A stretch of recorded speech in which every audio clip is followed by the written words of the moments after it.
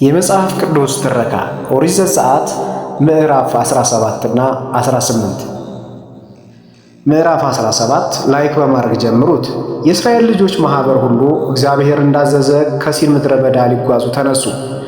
በራፊድም ሰፈሩ። ሕዝቡም የሚጠጡ ዘንድ ውሃ አልነበረም። ሕዝቡም ሙሴን ተጣሉት፣ የምንጠጣው ውሃ ስጠን አሉት። ሙሴም ለምን ትጣሉኛላችሁ? እግዚአብሔርንስ ለምን ትፈትኑታላችሁ? አላቸው። ሕዝቡም በዚያ ስፍራ ውሃ ተጠሙ። እኛንና ልጆቻችን ከብቶቻችንን በጥማት ልትገድለን ለምን ከግብፅ አወጣህን? ሲሉ በሙሴ ላይ አንጎራጎሩ። ሙሴም ሊወግሩ ይቀርበዋልና በዚህ ሕዝብ ምን ላድርግ ብሎ ወደ እግዚአብሔር ጮኸ። እግዚአብሔር ሙሴን በሕዝቡ ፊት እለፍ፣ ከእስራኤል ሽማግሌዎች ከአንተ ጋር ውሰድ፣ ወንዙንም የመታህበትን በትር በእጅ ይዘሃት ሂድ። እነሆ እኔ በዚያ በኮሬብ ዓለት ላይ በፊትህ እቆማለሁ፣ ዓለቱን ትመታለህ፣ ሕዝቡም ይጠጡ ዘንድ ከእርሱ ውሃ ይወጣል አለ። ሙሴም በእስራኤል ሽማግሌዎች ፊት እንዲሁ አደረገ። ስለ እስራኤል ልጆች ክርክር እግዚአብሔር በመካከላችን ነው ወይንስ አይደለም ሲሉ እግዚአብሔርን ስለተፈታተኑት የዚያን ስፍራ ስም ማሳህ ደግሞ መሪባ ብሎ ጠራው። አማሌቅም መጥተው ከእስራኤል ጋር በራፊድም ተዋጉ። ሙሴም ኢያሱን ጎልማሶቹን ምረጥልን፣ ወጥተህም ከአማሌቅ ጋር ተዋጋ፣ እኔ ነገ የእግዚአብሔርን በትር በእጄ ይዤ በኮረብታው ራስ ላይ እቆማለሁ አለው። ኢያሱም ሙሴ እንዳለው አደረገ። ከአማሌቅ ጋርም ተዋጋ። ሙሴና አሮንም ሆርም ወደ ኮረብታው ራስ ወጡ። እንዲህም ሆነ፣ ሙሴ እጁን ባነሳ ጊዜ እስራኤል ድል ያደርግ ነበር፣ እጁንም ባወረደ ጊዜ አማሌቅ ድል ያደርግ ነበር። የሙሴ እጆች ግን ከብደው ነበር። ድንጋይንም ወሰዱ፣ በበታቹም አኖሩት፣ እርሱም ተቀመጠባት። አሮንና ሆርም አንዱ በዚያ አንዱ በዚያ ሆነው እጆቹን ይደግፉ ነበር። ፀሐይም እስክትገባ ድረስ እጆቹ ጠነከሩ።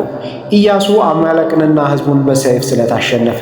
እግዚአብሔርም ሙሴን የአማሌክን ዝክር ከሰማይ በታች ጨርሼ ደመስሳለሁና ይህን ለመታሰቢያ በመጽሐፍ ጻፈው፣ በኢያሱም ጆሮ ተናገር አለው። ሙሴም መሠዊያ ሠራ፣ ስሙንም ይህዌህ ንሲ ብሎ ጠራው። እርሱም እጁን በእግዚአብሔር ዙፋን ላይ ስለጫነ የእግዚአብሔርን ሰልፍ በአማሌቅ ላይ ለልጅ ልጁ ይሁን አለ። ምዕራፍ 18 የምድያም ካህን የሙሴ አማት ዮቶር እግዚአብሔር ለሙሴና ለሕዝቡ ለእስራኤል ያደረገውን ሁሉ እግዚአብሔርም እስራኤልን ከግብፅ እንዳወጣ ሰማ። በዚያ ጊዜ የሙሴ አማት ዮቶር መልሷት የነበረውን የሙሴን ሚስት ሲጳራን ሁለቱን ልጆቹን ወሰደ።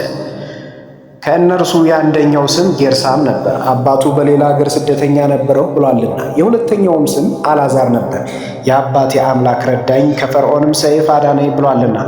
የሙሴ አማት ዮቶር ከልጆቹና ከሚስቱ ጋር በእግዚአብሔር ተራራ አጠገብ በምድረ በዳ ወደ ሰፈረ ወደ ሙሴ መጣ።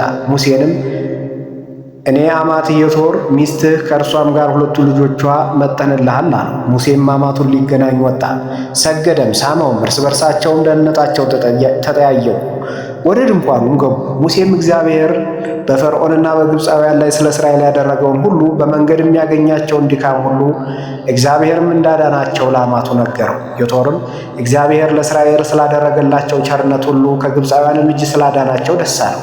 ዮቶርም ከግብፃውያንና ከፈርዖን እጅ ያዳናችሁ ከግብፃውያንም እጅ ሕዝቡን ያዳነ እግዚአብሔር ይባረክ። ትዕቢት ባደረጉባችሁ ነገር እግዚአብሔር ከአማልክት ሁሉ እንዲበልጥ አሁን አወቀው አለ። የሙሴም አማት ዮቶር የሚቃጠል መሥዋዕትና ሌላ መሥዋዕት ለእግዚአብሔር ወሰደ።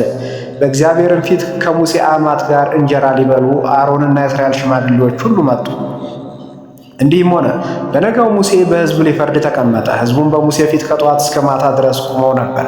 የሙሴ አማትም በሕዝቡ ያደረገውን ሁሉ ባየ ጊዜ ይህ በሕዝብ የምታደርገው ምንድን ነው? ሕዝቡ ሁሉ ከጠዋት ጀምሮ እስከ ማታ ድረስ በዙሪያው ቆመው ሳሉ አንተ ብቻህን ስለምን ተቀምጠሃል?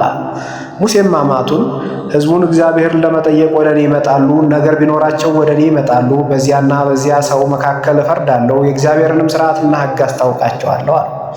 የሙሴም አማት አለው፣ አንተ የምታደርገው ይህ ነገር መልካም አይደለም፣ ይህ ነገር ይከብድብሃልና አንተ ከአንተም ጋር ያለው ሕዝብ ትደክማላችሁ፣ አንተ ብቻህን ልታደርገው አትችልም። አሁንም እመክርሃለሁ፣ ቃሌን ስማ፣ እግዚአብሔር ከአንተ ጋር ይሆናል። አንተ በእግዚአብሔር ፊት ለሕዝቡ ሁን፣ ነገራቸውን ወደ እግዚአብሔር አድርስ፣ ሥርዓቱንም ሕጉንም አስተምራቸው፣ የሚሄዱበትን መንገድ የሚያደርጉትንም ሥራ ሁሉ አሳያቸው። አንተም ከሕዝቡ ሁሉ አዋቂዎችን፣ እግዚአብሔር የሚፈሩትን፣ የታመኑ የግፍንም ረብ የሚጠሉትን ሰዎች ሁሉ ምረጥ። ከእነርሱም የሺህ አለቆች፣ የመቶ አለቆች፣ የ50 አለቆችና የ10 አለቆችን ሹምላቸው። በሕዝቡም ላይ ሁል ጊዜ ይፈርዱ ይፍረዱ። አውራውን ነገር ሁሉ ወደ አንተ ያምጡት፣ ታናናሹን ነገር ሁሉ እነርሱ ይፍረዱ። እነርሱ ከአንተ ጋር ሸክሙን ይሸከማሉ፣ ለአንተም ይቀልልሃል። ይህንም ብታደርግ እግዚአብሔር እንዲሁ ቢያዘዝህ መቆም ይቻልሃል። ደግሞም ይህን ሕዝብ ሁሉ በሰላም ወደ ሥራው ይደርሳል። ሙሴም የአማቱን ቃል ሰማ፣ ያለውንም ሁሉ አደረገ። ሙሴም ከእስራኤል ሁሉ አዋቂዎችን መረጠ። በዚያም ላይ የሺህ አለቆች፣ የመቶ አለቆች፣ የ50 አለቆች፣ የ10ም አለቆች አድርጎ ሾማቸው። በሕዝቡም ላይ ሁልጊዜ ፈረዱ። የከበደባቸውን ነገር ወደ ሙሴ አመጡ፣ ታናሹን ነገር ሁሉ ግን እነርሱ ፈረዱ። ሙሴም አማቱን ሰደደው፣ እርሱም ወደ አገሩ ተመለሰ። የዛሬው ክፍል በዚህ ተጠናቋል። በቀጣይ ክፍል እስከምንገናኝ ድረስ ቸር ሰንብቱ።